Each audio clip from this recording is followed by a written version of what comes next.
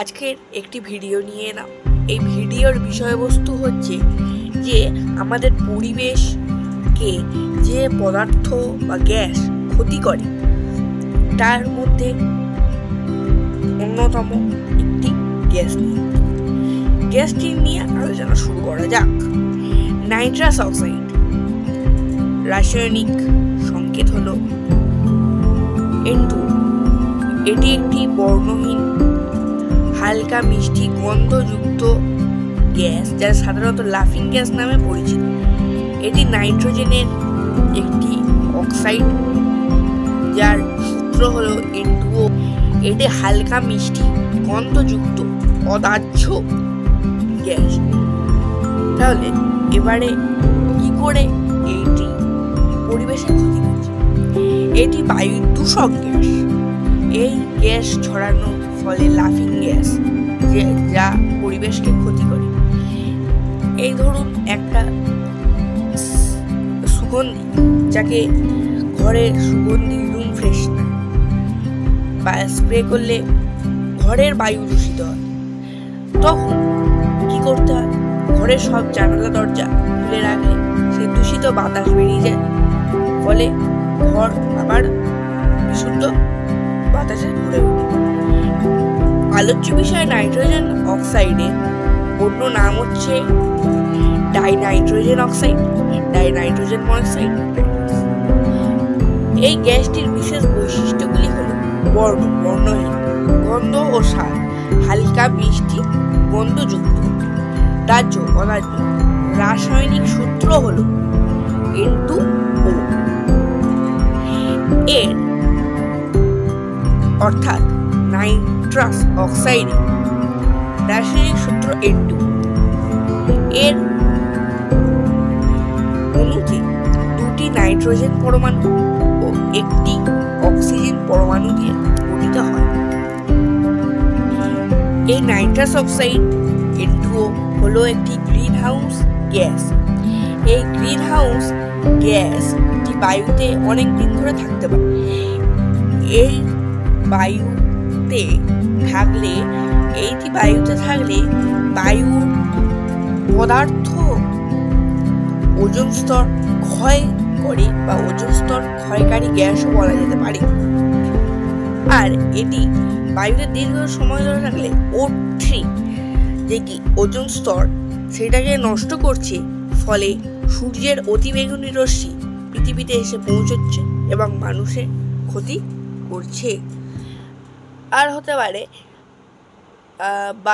বায়ুমণ্ডলে দীর্ঘ সময় জলবায়ু পরিবর্তনে ভূমিকা রাখে এই গ্যাস।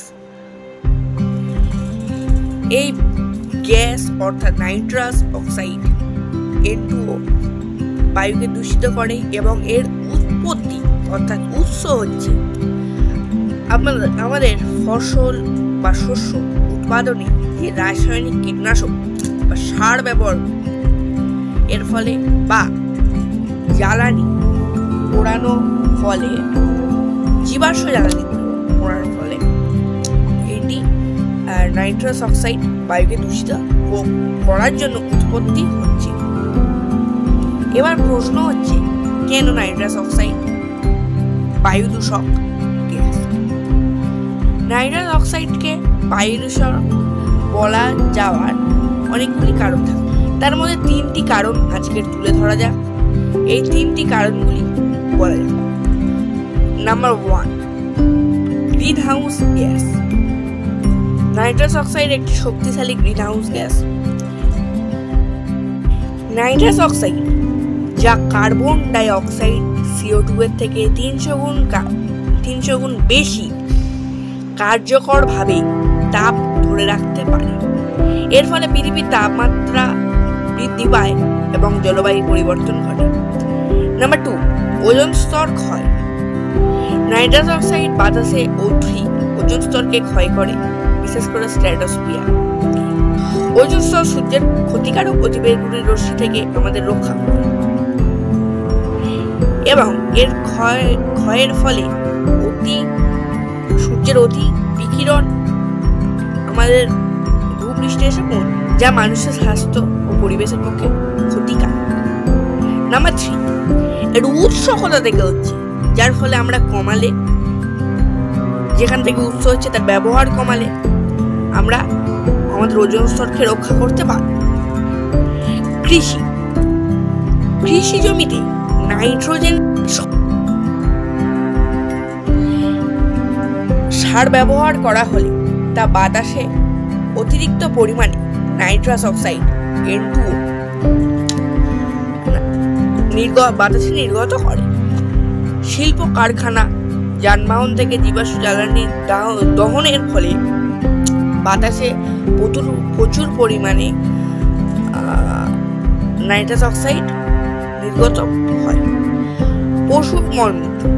পশুর মলমূত্র থেকেও এই নাইট্রাস অক্সাইড নির্গত হতে পারে। উল্লেখযোগ্য কারণগুলির জন্য নাইট্রাস অক্সাইডকে আমরা বায়ু দূষক বলতে পারব।